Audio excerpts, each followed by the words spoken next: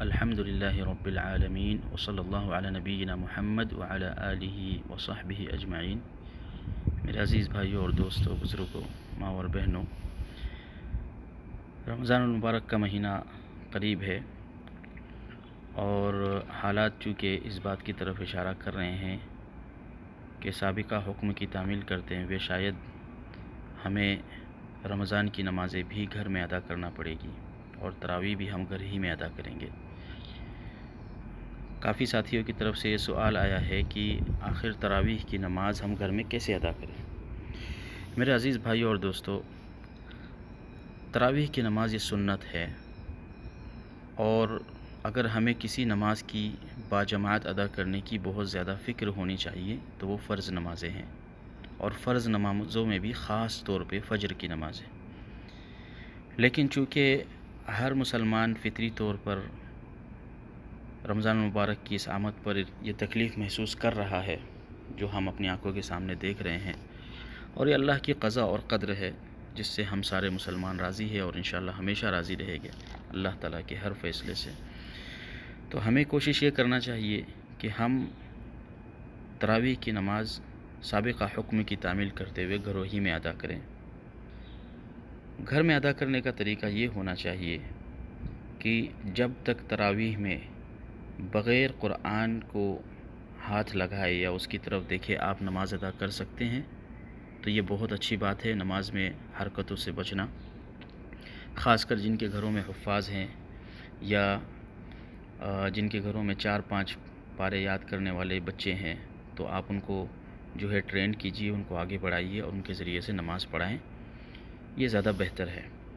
البتہ ضرورت کے وقت قرآن کو اٹھانا، قرآن کے ذریعے سے تلاوت کرنا نماز کے اندر، یہ بے شک جائز ہے، اس میں کوئی شک نہیں ہے، لیکن زیادہ سے زیادہ کوشش کریں کہ آپ حرکات سے بچیں۔ امام بخاری رحمہ اللہ نے تعلیقاً حضرت عائشہ رضی اللہ تعالی عنہا کی روایت نقل فرمائی ہے کہ ان کے غلام ذکوان انہیں اس حیت میں نماز پڑھایا کرتے تھے۔ یہ روایت امام بخاری رحمہ اللہ نے تعلیقاً ذکر فرمائی ہے، لیکن دیگر حدیث کی کتابوں میں یہ روایت سند کے ساتھ متصل طور پہ وارد ہے، جیسا کہ امام ابن ابی شیبہ رحمہ اللہ نے مصنف کے اندر، ابو بکر الاثرم نے، اور اسی طریقے سے امام بیہقی رحمہ اللہ نے سنن میں، اور ابن حجر رحمہ اللہ جمیعاً نے جو ہے اس کی توثیق فرمائی ہے۔ تو روایت بے شک صحیح ہے اور اس پر عمل کیا جا سکتا ہے، بلکہ اس روایت کے تعلق سے امام ابن شہاب الزہری رحمہ اللہ، جو تابعین میں ایک بزرگ اور قابل اعتماد تابعی اور محدث ہیں، بلکہ ابن شہاب الزہری رحمہ اللہ اتنی بڑی شخصیت ہے کہ انہوں نے صحابہ کرام اور تابعین کی ایک بہت بڑی جماعت سے علم حاصل کیا ہے۔ ان سے کسی نے سوال کیا کہ رمضان میں تراویح کی نماز کے لیے مصحف میں دیکھنے کا کیا حکم ہے، تو آپ نے فرمایا کہ کان خیارنا یقرؤون فی المصاحف، کہ ہمارے جو خیار اور بہتر اور بزرگ لوگ ہوا کرتے تھے، جن میں صحابہ بھی داخل ہے اور کبار تابعین بھی داخل ہیں، تو یہ لوگ مصحف دیکھ کر تراویح کی نماز پڑھا کرتے تھے۔ یہ ابن شہاب الزہری رحمہ اللہ جو مشہور تابعین ہے، انہوں نے اس کو ذکر فرمایا ہے۔ اسی بات کو امام غزالی نے احیاء العلوم کے اندر اور امام نووی رحمہ اللہ نے المجموع میں بالکل تفصیل کے ساتھ ذکر فرمایا کہ اگر کوئی شخص دیکھ کر قرآن پڑھے تراویح کی نماز میں تو اس سے نماز فاسد نہیں ہوتی، بلکہ امام نووی رحمہ اللہ نے بعض حالات میں اس کی کئی کیفیات بھی بیان کی ہے کہ اس کو کیسے پڑھنا چاہیے۔ امام ابو حنیفہ رحمۃ اللہ علیہ کے دو معزز شاگرد ہیں، امام ابو یوسف اور امام محمد بن حسن الشیبانی رحمہم اللہ۔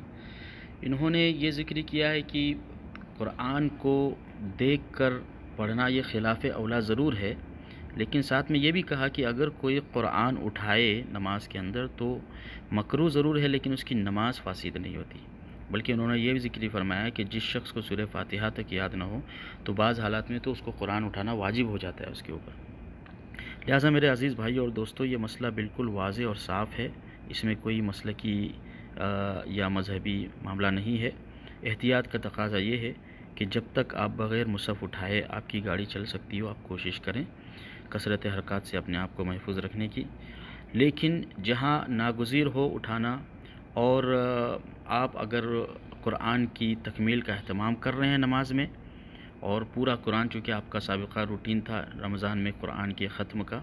تو اس کے لیے آپ ضرور قرآن اٹھا سکتے ہیں، اس میں کوئی حرج کی بات نہیں ہے، اور اس کے ذریعے اپنی نماز پڑھ سکتے ہیں۔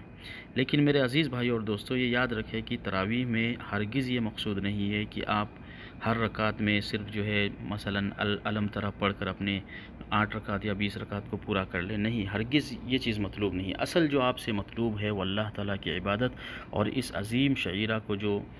تراویح کی صورت میں قائم کیا گیا ہے، اس پر عمل کرنا ہے۔ آپ 4 ہی رکعت پڑھیں، مگر اس حسن اور اس طول اور اس درازی کے ساتھ پڑھیں جو اللہ کے نبی صلی اللہ تعالیٰ علیہ وسلم کی سنت میں وارد ہے۔ حضرت عائشہ رضی اللہ تعالیٰ عنہ کی معروف روایت ہے، آپ سب جانتے ہیں،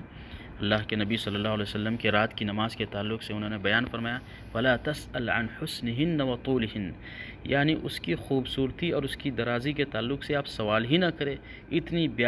پیاری اور بہتر اور اتنی طویل نماز آپ پڑھا کرتے کہ حضرت عائشہ رضی اللہ تعالیٰ عنہ نے اس کی خوبصورتی کو صرف ایک جملے کے اندر بیان کر دیا ہے۔ تو میرے عزیز بھائی اور دوستو، عبادت کو عبادت سمجھ کر کریں، اسے مجرد روٹین نہ سمجھے،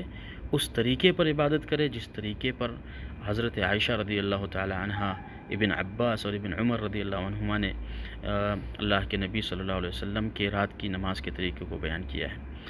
ایک سوال یہ بھی آیا ہے کہ ہاتھ میں قرآن رکھے یا اسٹینڈ میں رکھے؟ تو میرے عزیز بھائیو، آج کل مارکیٹ میں بہت سارے اسٹینڈ ملتے ہیں،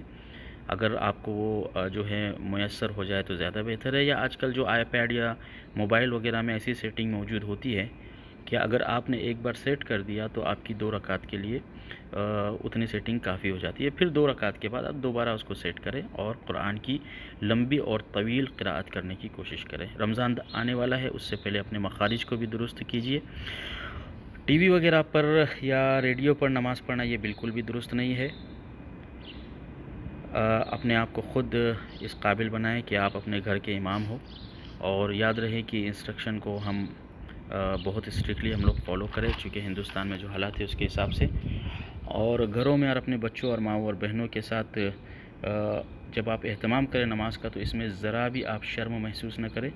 اللہ تعالیٰ نے آپ کو ایک اچھا موقع دیا ہے اپنے گھر میں اپنے بیوی بچوں کے درمیان دینی ماحول کو امپلیمنٹ کرنے کا، یہ بہت ہی اللہ تعالیٰ کا خاص فضل و احسان ہے آپ کے ساتھ۔ ورنہ آج ویٹیکن سٹی کی طرف سے جو آرڈیننس آیا ہے کہ انہوں نے سارے عیسائیوں کو آن لائن عبادت کا حکم دیا۔ ہمارا دین اتنا مشکل نہیں ہے، اللہ نے دین اسلام کو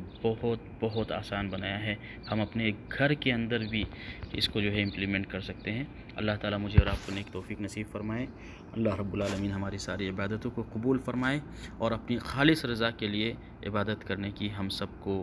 توفیق نصیب فرمائے۔ وآخر دعوانا ان الحمد للہ رب العالمین، صلی اللہ علی نبینا محمد وعلی آلہ وصحبہ وسلم۔